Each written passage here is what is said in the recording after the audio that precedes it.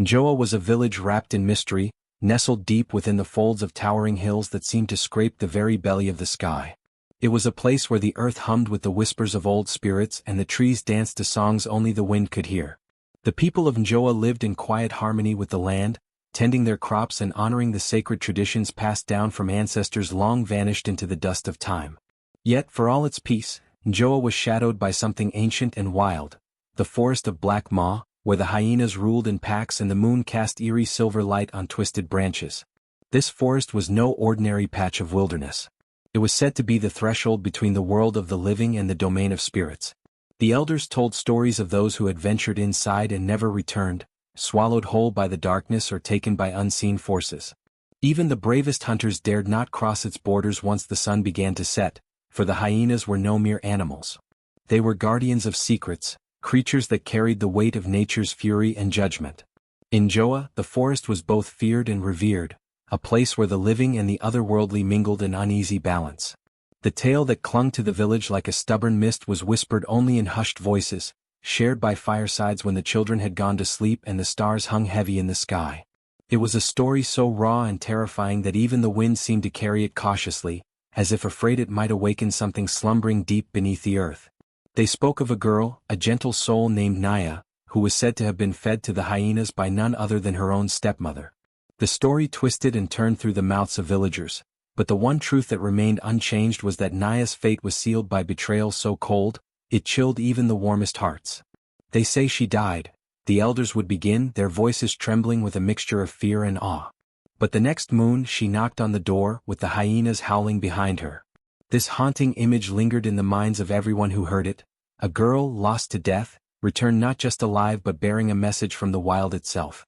It was a reminder that in Njoa, death was not always the end, and the forces of nature were never to be underestimated. The story of Naya carried deeper meanings that ran like rivers beneath the surface of the village's daily life.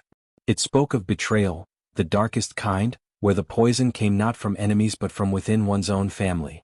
It spoke of rebirth, not just in the physical sense but in spirit and purpose, arising from ashes to bring truth and justice. And most of all, it was a tale of nature's wrath, a warning that the earth and its creatures would rise against cruelty and deceit in ways humans could scarcely imagine.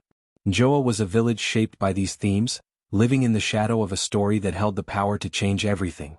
It was said that the forest watched, waiting for those who crossed the sacred line, and that the hyenas were the earth's fierce messengers, ready to reclaim balance. For generations, this tale had been a silent guardian of Njoa, reminding its people that no betrayal would go unnoticed, no injustice would remain unpunished. Despite the fear it inspired, the story of Naya was also a source of hope, a proof that even in the darkest moments, life found a way to fight back. The hyenas, once feared as beasts of death, became symbols of protection and truth. Their haunting calls at night were no longer just sounds of danger, but echoes of a promise, that innocence would always find its way home, and the wild would always defend what was right. As the moon waxed and waned over the hills of Njoa, the villagers continued to live with the knowledge that their past was never far behind, and that the forest held stories far older and more powerful than any of them could fully grasp. The tale of the girl who was fed to the hyenas was not just a story, it was a living legend, woven into the very fabric of the village's soul. And so, the people of Njoa remembered. They remembered the girl who vanished into darkness only to return with the wild's terrible message. They remembered the stepmother's cruelty and the hyena's unexpected mercy. They remembered that in this land, the line between life and death, love and hatred, justice and vengeance was as thin and fragile as a blade's edge, and as sharp. This was the story that still haunted Njoa, a story that refused to be forgotten, because it was a story about the very heart of humanity and the untamable power of nature's justice. Naya was born under the heavy skies of Njoa, her first cries mingling with the distant rumble of thunder. From the moment she arrived, it was clear she was no ordinary child. Her mother, the late Rainmaker's first wife, had passed before Naya's birth, leaving a silence in the house that only her father's mourning could fill. When her father remarried, welcoming Zebida into their home, the wind seemed to shift, carrying a strange tension in their wake. Naya grew with the quiet grace of a river flowing through the village, calm, gentle, and yet alive with a power that few understood. She was gifted, a child touched by the spirits of Njoa, as her father often said. From her earliest days, she had an uncanny way with the creatures of the land. Birds would land on her outstretched fingers, their eyes bright with trust. Small animals, usually shy and wary of humans, would come close as if drawn by an invisible thread only Naya could see. The village children whispered that she could speak to the animals, that she understood the language of the earth and sky. Her connection with nature went deeper still. Naya would often sit alone atop the sacred hills, eyes closed, feeling the wind change its course and the clouds gather in silent conversation. She could sense the coming rain long before the elders noticed the shift, her spirit entwined with the heartbeat of the weather. When storms brewed, she was both comfort and warning, her calm presence a sign that the rain would bring life or destruction depending on the balance of things.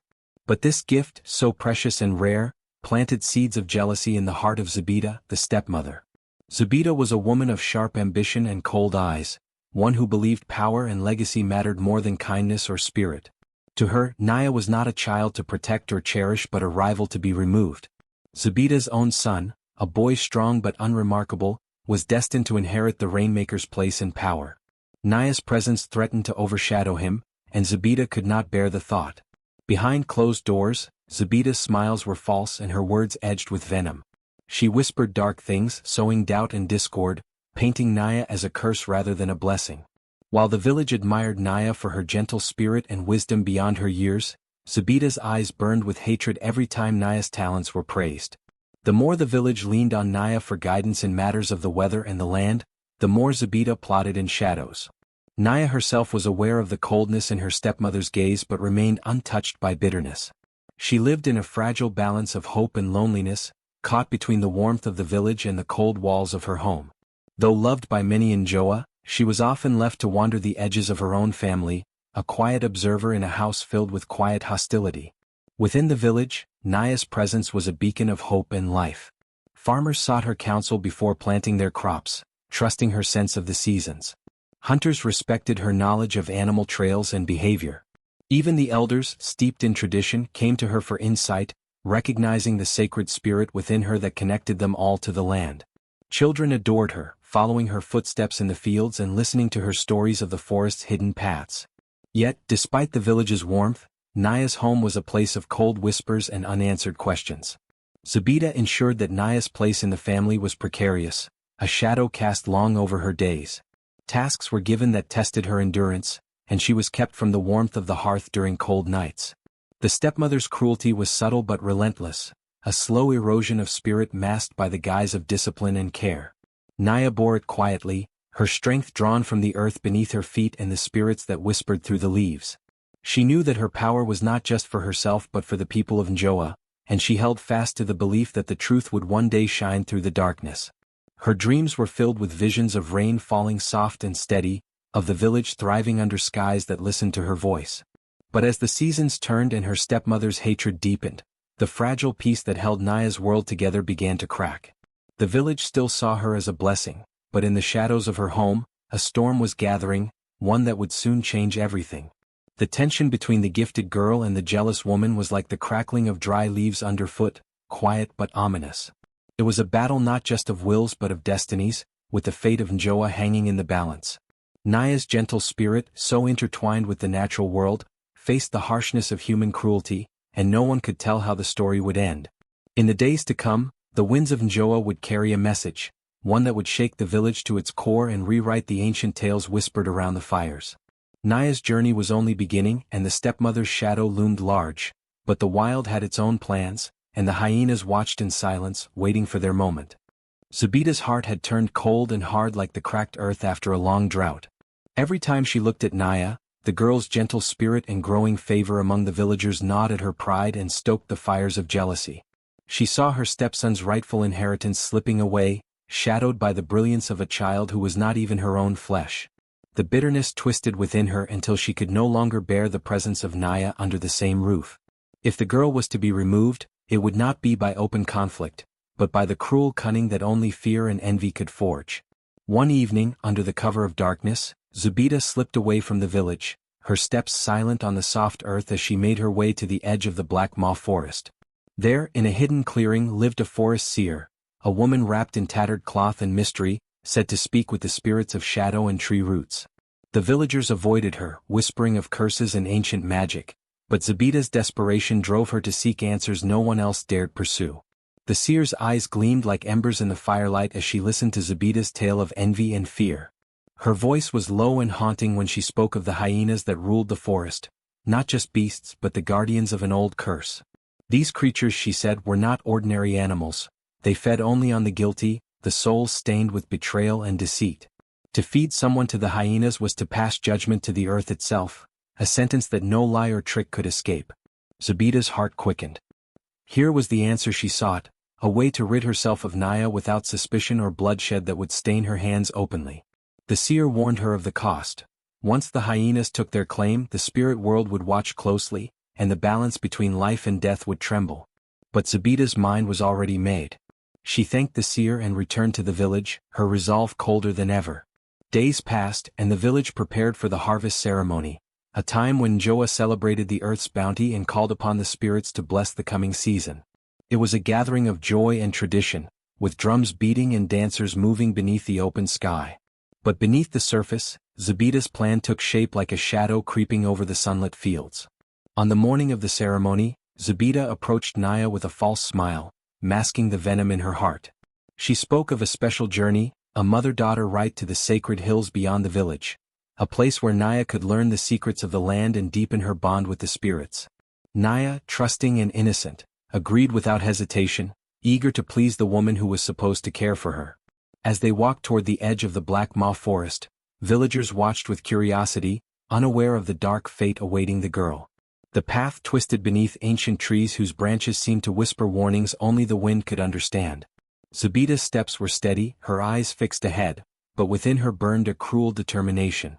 They reached a clearing deep in the forest where the shadows stretched long and the air was thick with the scent of earth and decay. Here, Zebida revealed her true intent. She tied Naya to an ancient stone, marked with runes said to bind spirits and flesh alike. The girl's eyes widened in confusion and fear as the realization dawned. This was no sacred rite, but a trap. The hyenas began to stir beyond the trees, their low growls rising like thunder. The cursed beasts circled, their yellow eyes gleaming with hunger and judgment. Naya's heart pounded, but even in the face of death, she whispered a prayer to the earth and the skies, calling on the spirits she had always known. Zebida turned away without a backward glance, leaving the girl alone in the forest's cruel embrace. The hyenas closed in, and the night was shattered by their chilling howls. The villagers back in Njoa heard the distant screams and believed Naya was lost forever. Zebida returned home and spun a tale of a river accident, feigning grief to mask the dark truth. This twisted journey, meant to be a passage to doom, instead set the stage for a mystery that would unravel the very fabric of the village. What the stepmother did not know was that the hyenas were not merely beasts of hunger, but creatures bound to an ancient justice. Feeding Naya to them was to awaken forces far beyond human cruelty, forces that would soon rise with a message no one could ignore. In the silent heart of the forest, where shadows and spirits mingled, the fate of Naya hung in balance, caught between death and something greater, between betrayal and rebirth. The village of Njoa would soon learn that some journeys, even those born of hate, carried the seeds of change. The moon hung high over Njoa, casting a pale, ghostly light on the forest's edge where the twisted branches of the black maw seemed to claw at the night sky. It was a night heavy with silence, broken only by the faint rustle of leaves and the distant hoot of an owl. Yet beneath this quiet, something darker stirred, a cruel plan about to unfold in the heart of the cursed woods. Zebida's hands were steady but cold as she led Naya deeper into the forest, further than the village had ever dared to venture at night. The girl's steps faltered, but she trusted the woman she called stepmother, unaware of the betrayal waiting in the shadows. When they reached the clearing, the air thickened with the scent of damp earth and something older, something primal that prickled the skin and tightened the throat. In the center of the clearing lay the cursed stone, an ancient slab etched with faded runes that whispered of power and punishment. The villagers spoke of it only in hushed tones, saying it was a place where the spirits met the living and where justice was handed down by forces beyond human control. Tonight, it was a silent altar of doom. Zebida forced Naya to her knees and began to bind her wrists and ankles with rough strips of bark and vines, each knot pulled tight with merciless precision. The girl's breath came in shallow gasps, her wide eyes searching for answers that did not come. She tried to speak, to plead, but the knots silenced her words, chaining her body to the stone as though sealing her fate. Fear seeped into Naya's heart like a slow poison, but even in the face of such terror, she refused to surrender. Her lips moved in a quiet prayer, calling upon the spirits of the forest and the rainmakers who had come before her. She begged for protection, for a sign that she was not alone, that the earth beneath her feet still held mercy. Around them, the night grew colder and the shadows deepened. The first rustling came from the darkness beyond the trees, a low, guttural growl that sent a shiver down the spine. The hyenas of Black Maw were awakening, their sharp eyes gleaming like shards of broken glass in the moonlight. They were the forest judges, bound by ancient curse to consume only the guilty and those marked for judgment. The pack moved closer, their snarls growing louder, filling the clearing with a chilling symphony of death. Naya's heart pounded as the creatures circled her, their claws scratching against the earth, their breath hot and ragged in the night air. Yet even as the terror tightened its grip, a strange calm settled over her spirit, a connection to something vast and wild that no fear could break. From the village, the distant screams began. The villagers, gathered around their fires, heard the piercing cries cut through the night like broken glass. Mothers clutched their children, elders murmured prayers, and warriors gripped their spears, but none dared to venture toward the forest's edge. They knew the hyena's wrath was not to be challenged lightly. Rumors spread swiftly through Njoa as the night deepened. Some said Naya had been caught by a wild animal, others whispered that she had fallen into a hidden pit near the river. But none could shake the growing dread that something far worse had happened, that a betrayal born of jealousy had sealed the fate of the gentle girl. Meanwhile, Zubida returned to the village under the cloak of darkness, her steps measured and calm. She moved through the sleeping homes with practiced ease, weaving a tale of tragedy that would shield her from suspicion. To the villagers who questioned her, she spoke of a river accident, how Naya had slipped and fallen into the rushing waters, carried away by the current before anyone could save her. Her voice was laced with sorrow, her eyes glistening with false tears. She mourned openly, playing the role of the grieving stepmother so convincingly that even the most skeptical were swayed. The village held a hurried search by daybreak, combing the riverbanks and forest edges, but Naya was nowhere to be found. The truth, hidden deep within the Black Maw forest, was far more terrifying. Naya lay bound to the cursed stone, surrounded by the pack of hyenas whose judgment was swift and merciless. Yet as the night wore on, a silence fell, a strange stillness that replaced the howling and growling, as if the forest itself was holding its breath. What happened in those shadowed hours remained a secret whispered only by the wind and the trees.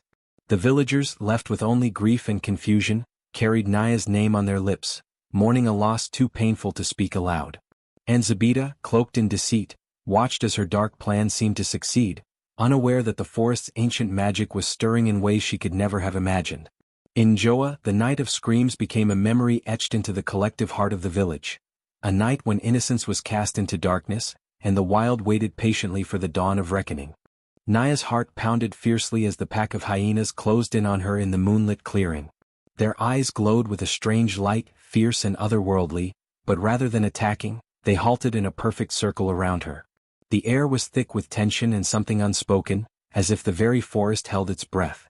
Instead of the expected snapping jaws and hungry growls, the hyenas' snarls softened into low murmurs, and one by one, they lowered their heads in a gesture that felt almost reverent. The leader of the pack, a magnificent beast larger than the others, its fur streaked with silver and eyes burning like twin stars, stepped forward. This was the hyena queen, a legendary creature whispered of in Njoa's oldest stories, a half-spirit guardian of the forest and judge of the innocent and guilty alike. Her presence commanded silence and awe, and even the wind seemed to still in her shadow. With a grace that belied her fierce appearance, the hyena queen approached Naya. She sniffed the girl's trembling form, her breath warm and oddly comforting against the cold night air. For a moment time seemed to stand still. Then, with a deliberate motion, the queen lowered her head and bowed, signaling an ancient and sacred recognition.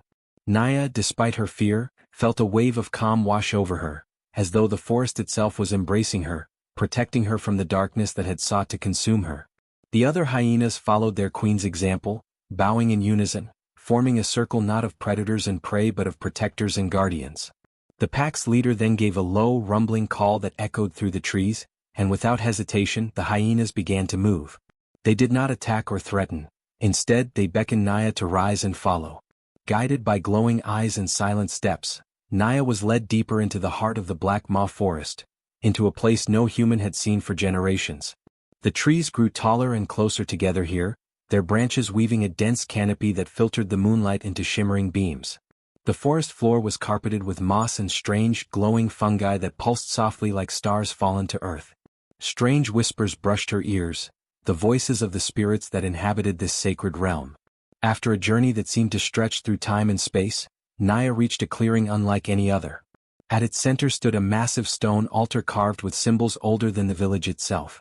And there, perched upon the altar like a living statue, was the hyena queen, no longer fully beast but a creature of both worlds.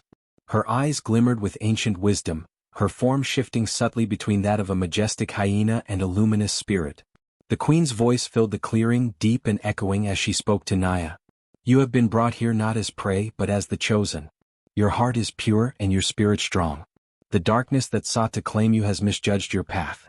You are to bear a message from the ancestors, a truth that must be carried back to your people." Naya listened, awestruck, as the queen explained that the forest's ancient curse was not simply a punishment for wrongdoing, but a trial designed to test the worthy. Those who survived the underworld of beasts were gifted with knowledge and power, a chance to heal the wounds of the past and restore balance to the land. With that, the queen guided Naya into the depths of the spiritual underworld, a realm where the veil between the living and the dead grew thin. Here, the shadows danced with flickering light, and the air hummed with the voices of ancestors long gone. Naya felt herself dissolve into the spirit world, her body weightless, her mind open to visions and whispers that transcended time. In this sacred place, Naya met the spirits of the rainmakers before her, her ancestors who had once walked the earth, communing with storms and guiding the rains that sustained Njoa. They welcomed her as one of their own, their voices weaving stories of ancient wisdom, warning of dangers that lurked beyond the village, and reminding her of the responsibility she carried. Naya's trials were not physical but spiritual. She was shown visions of the village's past, present and possible futures, moments of joy and sorrow, unity and division. She learned that her stepmother's jealousy was but a symptom of deeper wounds in the community, and that her own gifts were tied to a destiny greater than she had ever imagined. The spirits taught her to listen to the language of the wind and the rain, to hear the silent cries of the earth beneath her feet, and to understand the delicate balance between life and death, light and shadow. Through these lessons, Naya grew stronger, her fear replaced by resolve and clarity.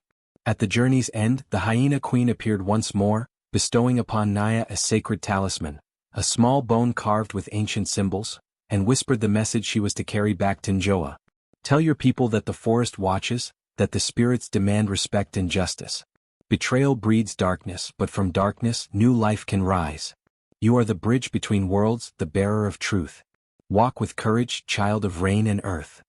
With the dawn breaking and the first light filtering through the forest canopy, Naya found herself standing once again at the edge of the Black Maw, the hyena pack silently dispersing into the shadows. The forest seemed alive with promise and warning, and Naya knew her life had changed forever.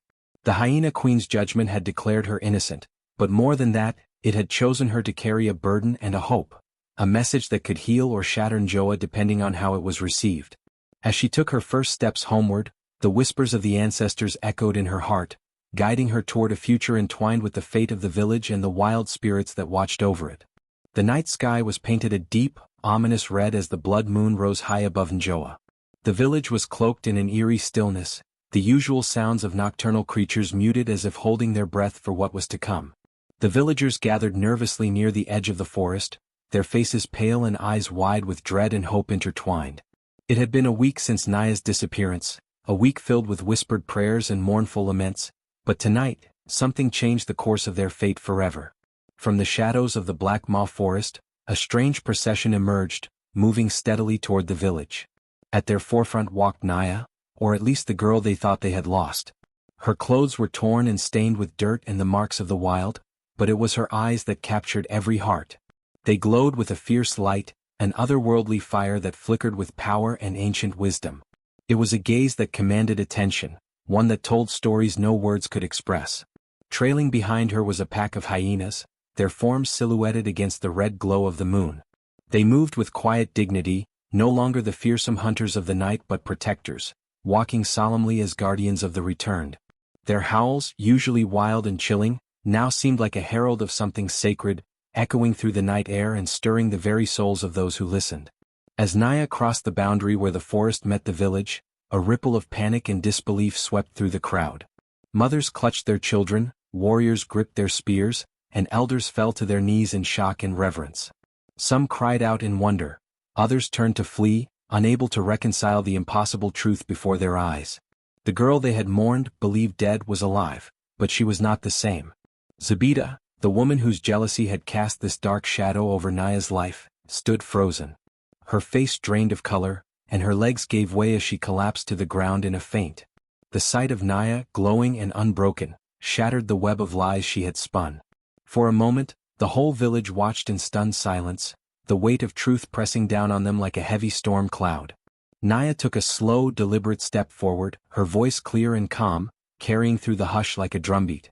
She spoke only one sentence, but it was enough to shake the foundations of Njoa's beliefs and fears. The innocent are never truly gone. The words hung in the air, heavy with meaning and promise.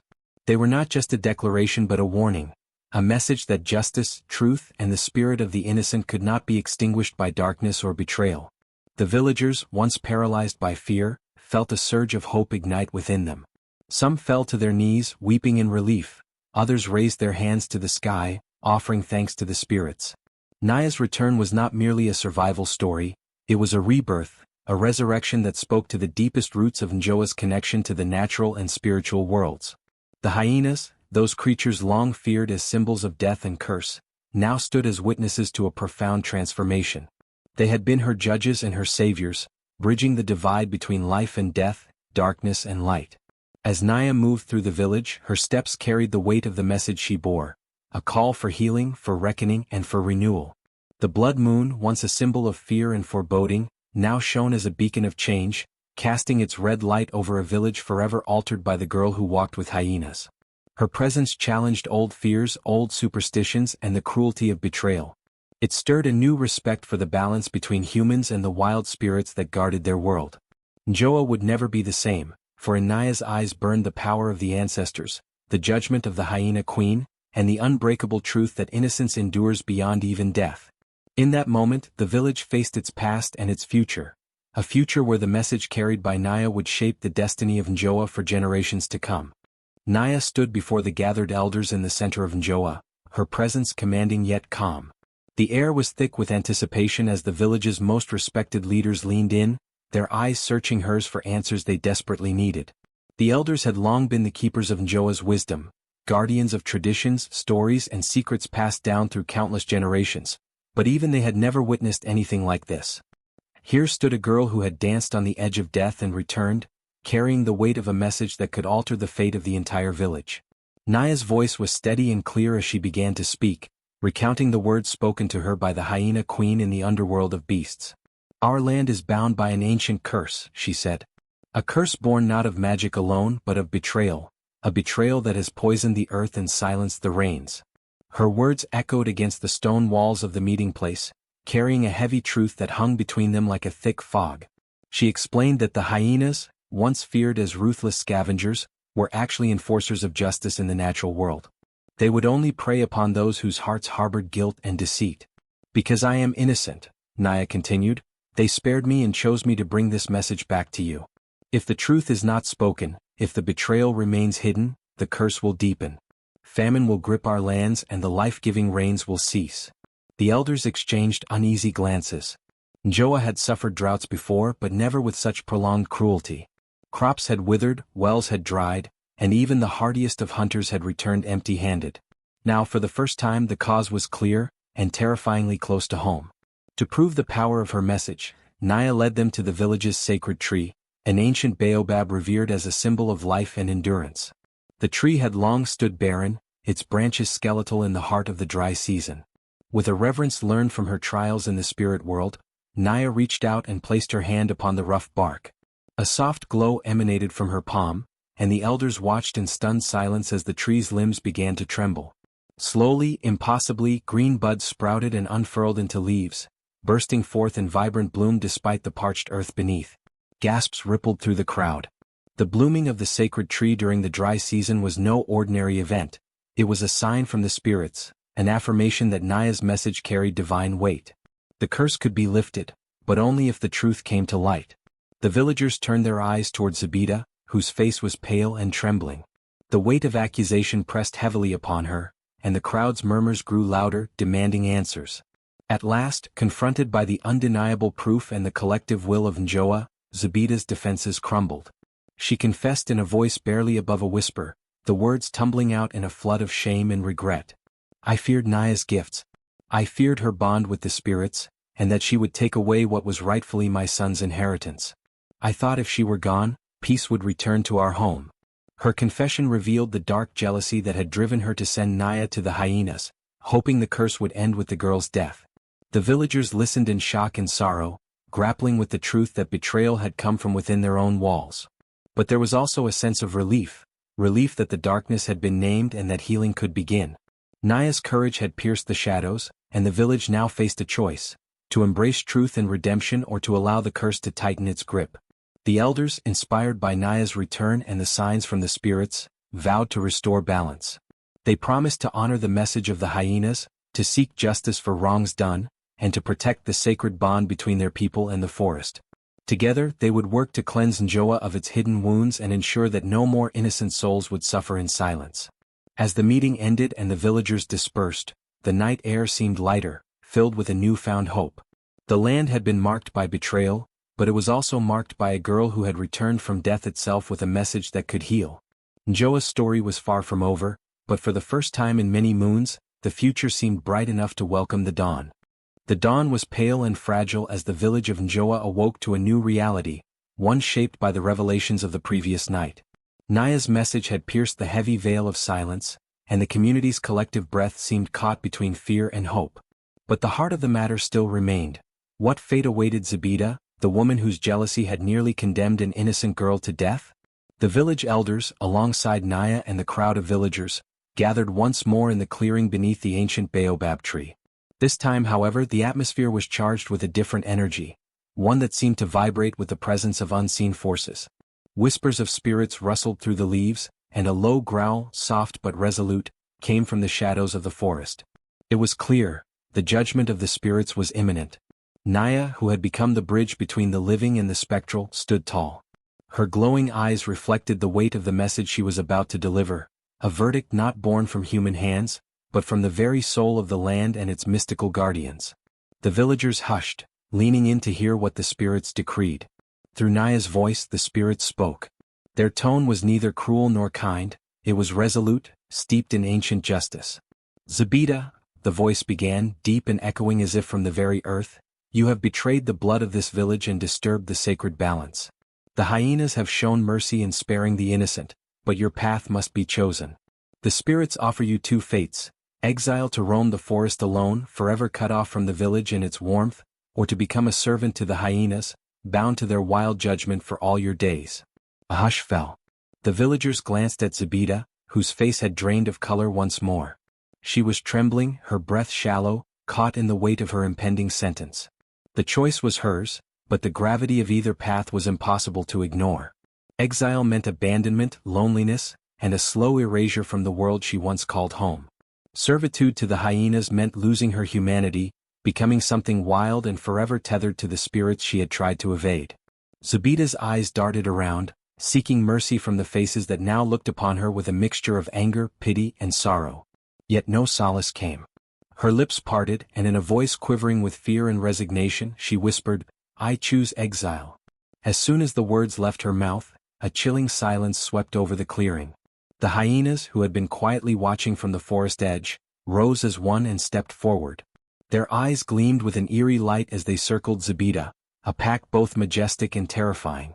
With a haunting precision, they followed her as she stumbled into the shadowed trees, the boundary between the village and the wilderness swallowing her whole. From that day forward, Zebida was never seen again. Some villagers claimed to hear her cries echoing faintly at night, a mournful sound carried on the wind through the black maw forest. Others believed the spirits had claimed her entirely, transforming her into a restless shadow wandering between worlds. Whatever her fate, the exile was complete and irrevocable, an eternal punishment for a betrayal that had nearly shattered the village. Attention then turned to Zebida's son, a boy who had been caught in the turmoil of his mother's ambition. The elders deliberated with heavy hearts. Though the boy had committed no wrongdoing, his bloodline was irrevocably stained by his mother's treachery. As a result, the spirits decreed that he would be spared from physical punishment, but his claim to the family inheritance was to be revoked. The legacy of the Rainmaker would pass to another, chosen not by blood alone but by honor and righteousness. This judgment sent ripples through the village, shaking the very foundations of Njoa's traditions. In a society where inheritance was sacred and lineage determined power, to strip the son of his birthright was a severe blow.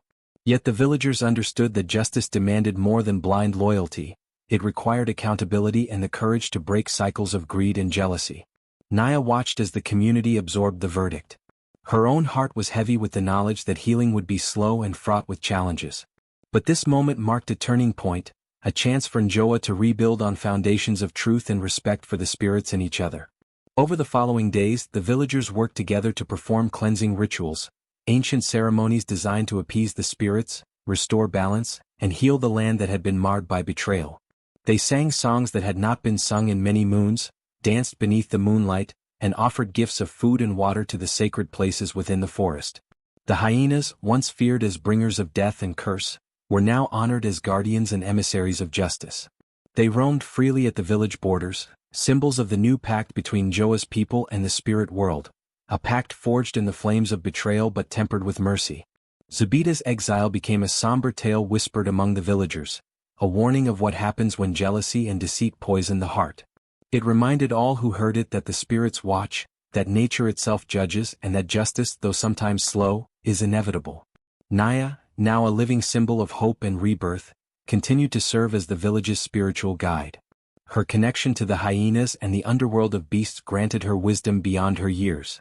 She taught the people to listen to the whispers of the forest, to honor the delicate balance between humans and nature, and to remember that the innocent, no matter what darkness they face, are never truly gone. In the years that followed, Njoa flourished. The rains returned, the crops grew abundant, and the village's bond with the sacred forest deepened.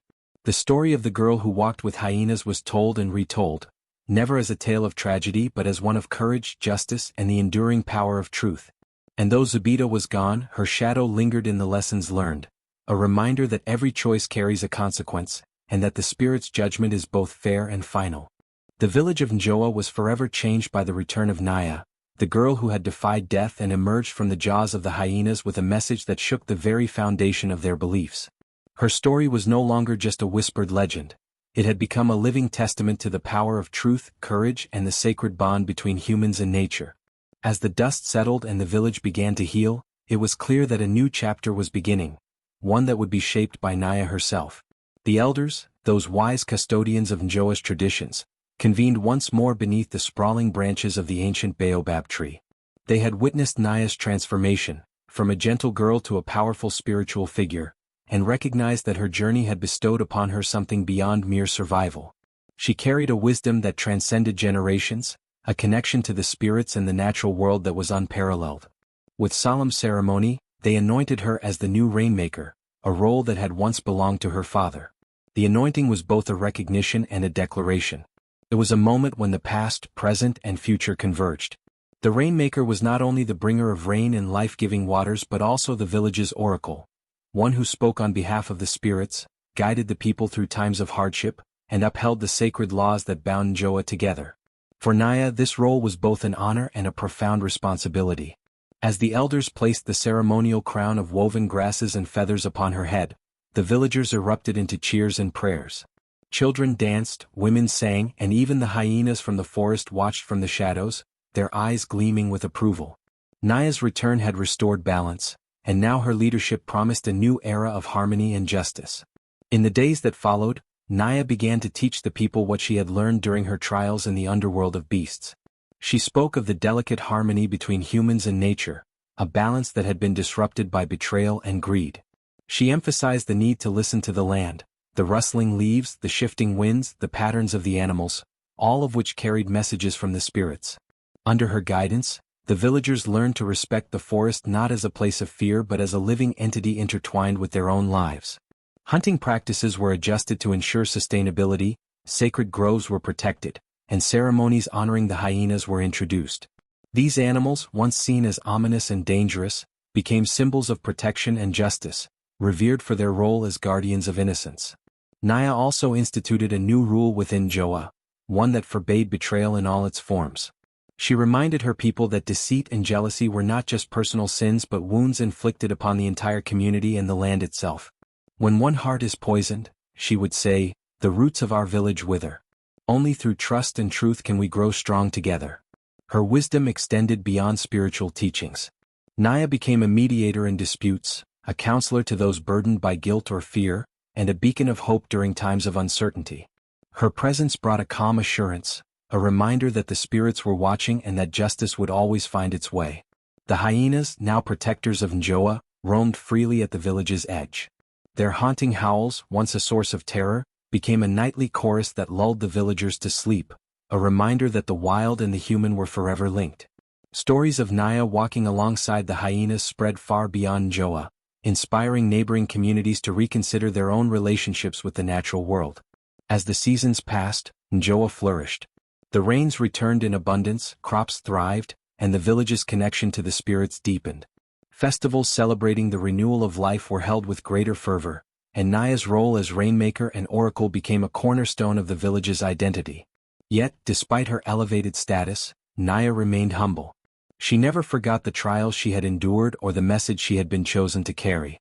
Her heart beat in rhythm with the forest and the hyenas, and she continued to serve as a living bridge between the seen and unseen worlds. In time, Naya's story became a legend, not one of fear or vengeance, but of redemption, wisdom, and the enduring power of harmony. The village of Njoa and the generations to come, that true strength lies not by the domination but in balance, and stands today as a testament to resilience and wild, is the enduring bond between humans and the natural world. Sacred hills and the watchful eyes of the story of Naya, the village of Njoa who entered into the hyenas and returned where the trail was banished into the very fabric of their culture, and the rain fell freely once more. This legend, whispered around fires and told to wide-eyed children, continues to shape the identity of Njoa and echo through generations. In the heart of the village, the hyenas, once feared as harbingers of doom and death, have transformed into revered guardians and symbols of protection. Their howls, which once sent chills down the spines of the villagers, now resonate as a nightly lullaby, a reminder that the wild watches over those with pure hearts. The village elders often say, "If your heart is pure, the beasts will guard you," a phrase that encapsulates the deep spiritual connection between Njoa's people and the creatures of the forest. This transformation did not happen overnight. It was the result of Naya's extraordinary journey, a journey marked by betrayal, death, rebirth, and ultimately redemption. When Zebida, driven by jealousy and fear, handed Naya over to the hyenas, she believed she was condemning her stepdaughter to a swift and brutal end. Instead, she unleashed a force that would forever change the village's destiny. The hyenas, guided by their queen and the ancestral spirits, spared Naya and brought her into the underworld of beasts. There, she faced trials that tested her spirit, connected her with the wisdom of the ancestors, and entrusted her with a message that would shake Njoa to its core. Naya's return was not just a miracle, it was a reckoning. Her glowing eyes and the blood moon night of her arrival signified that the boundary between the human and spirit worlds had been crossed and that a new era was dawning. Naya's words, "The innocent are never truly gone," became a mantra for the village. It reminded the people that justice transcends death and that truth has the power to heal even the deepest wounds.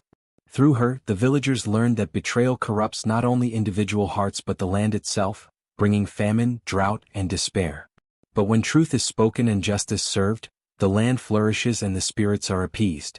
The story of Zebida's exile and the loss of her son's inheritance further reinforced the message that actions have consequences, and that no one, no matter how powerful, can escape the judgment of the spirits.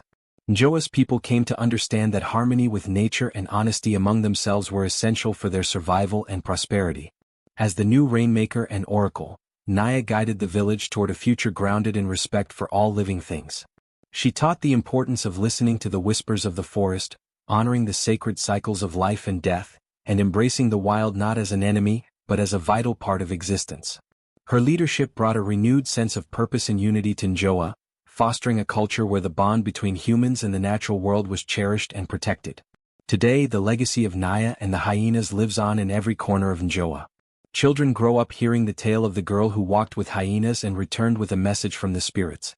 They learn that fear can be transformed into respect, that innocence can survive even the darkest trials, and that the wild is a powerful ally when approached with a pure heart. During the annual harvest ceremony, a special ritual honors the hyenas. Villagers leave offerings of food and water at the edge of the forest, and the air fills with songs that celebrate the harmony between the village and the beasts. It is a night of joy and remembrance, where the boundaries between worlds feel thin and the spirit of Naya seems to dance in the flickering firelight. The elders continue to pass down the lessons learned from this legend, that justice is not always swift but is inevitable, that betrayal brings destruction not only to individuals but to entire communities, and that nature in all its wildness is both judge and protector. They tried to feed her to the wild, but the wild fed her back with truth. This final echo of the tale resonates deeply within the hearts of Njoa's people.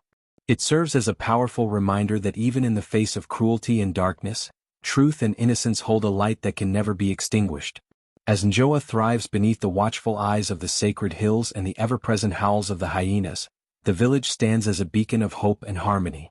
The legend of Naya, once a girl betrayed, now a guardian and oracle, remains alive, inspiring all who hear it to live with courage, honesty and reverence for the natural world. In this way the story is never truly finished. It lives on in the hearts and voices of the people, in the rustling leaves of the black maw forest, and in the haunting, protective howls of the hyenas that guard Njoa to this day.